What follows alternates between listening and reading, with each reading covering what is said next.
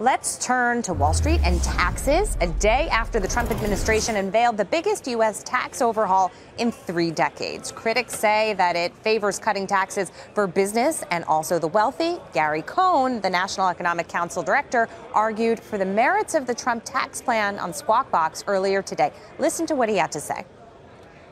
Our tax plan will have enormous amount of growth in it. And I think you will understand that, and the guests on your show will understand. When we drive economic growth by bringing businesses back to America, by making our business tax system very competitive with the rest of the world, we think we can drive a lot of business back to America. We can drive jobs back to America, and we can make ourselves very competitive.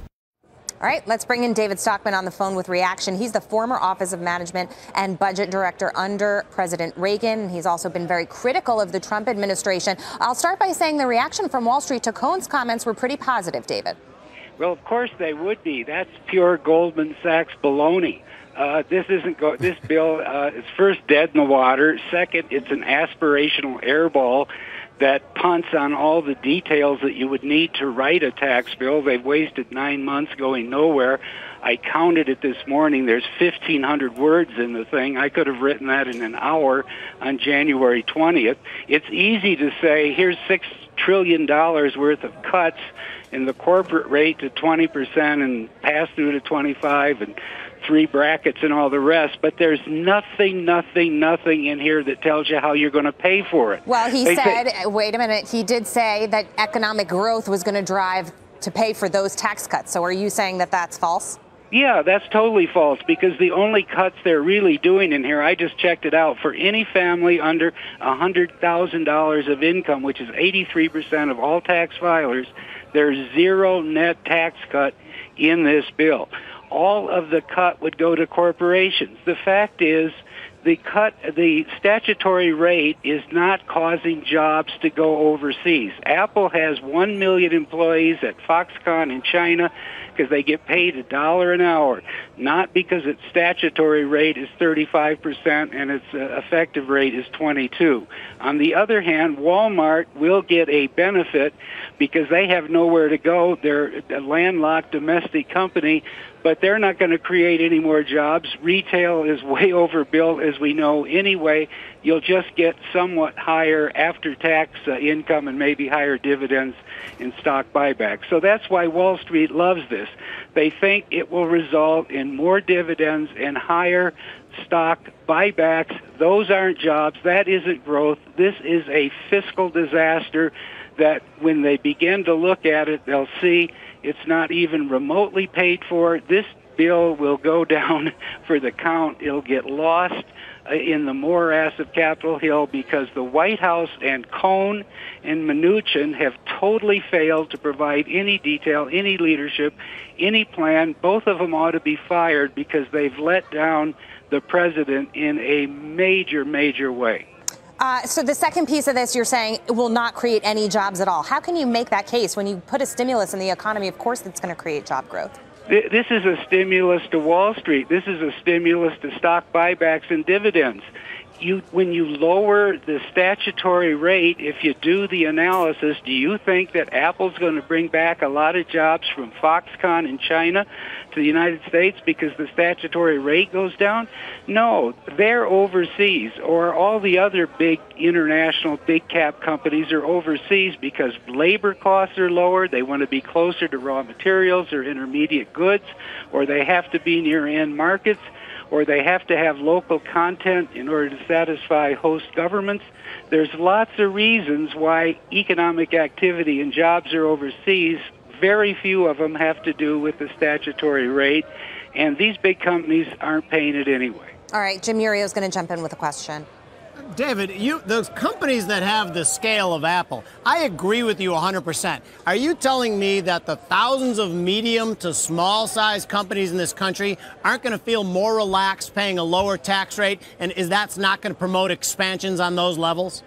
No, there's already enough retail stores in America. They're not going to make any more stores. There's already enough trucking companies. No, every medium every medium and small company in this country isn't a retail store. We're on the same page. Well, wait a minute. Correct? Yeah, well, how about letting me finish the point? I'm saying if you're running a trucking line, if you're running warehouses, if you got a construction company, there's nothing in this bill that's going to make more commercial construction, because we already have too many office buildings and retail stores and so forth.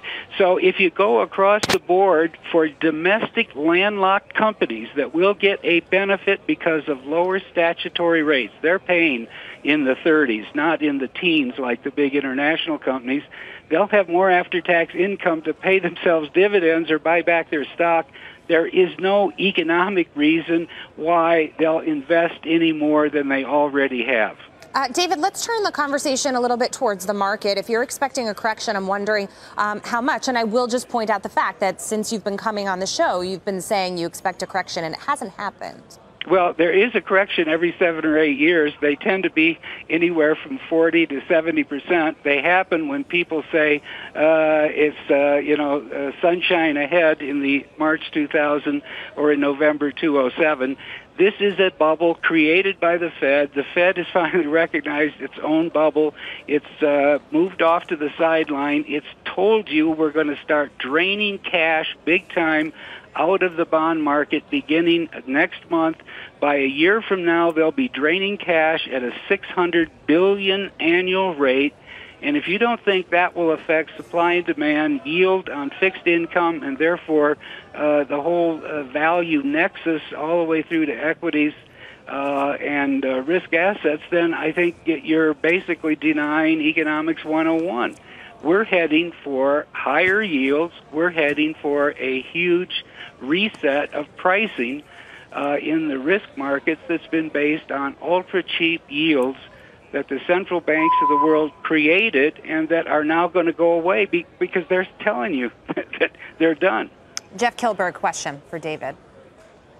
Well, David, I don't necessarily disagree with your dysfunction, D.C., and the fact of the matter that this tax reform bill, will be much skinnier by the time it's all said and done. But to your point, and where I want to push back respectfully a little bit, is the fact that no market, not a single market out there, is pricing in the fact of this ominous cloud you're talking about coming over the market. I agree we're long overdue, but what is that catalyst that's going to make the stock market move down 20, 30%? Because everything the market has seen has been able to neglect it thus far. Yeah, well, they neglect it until they can't. You get a black swan in the old days, or maybe you get an orange swan now, the one in the Oval Office who can't seem to stop tweeting and distracting the whole process from accomplishing anything. So I don't know what the catalyst will be, because if I did, I would already be shorting that catalyst to that date. But there is one. There is always one. This market at 24 times GAAP earnings, 21 times operating earnings, 100 months into a business expansion with the kind of troubles you have in Washington, central banks going to the sidelines, there's very little reward, and there's a heck of a lot of risk facing anybody who thinks it through. Now, if you're a day trader and you can keep your eye on the ball by the minute and the nanosecond, probably you want to stay in the market. Most people aren't. They have to work for a living. And if you have to work for a living, get out of the casino, because it's a dangerous place.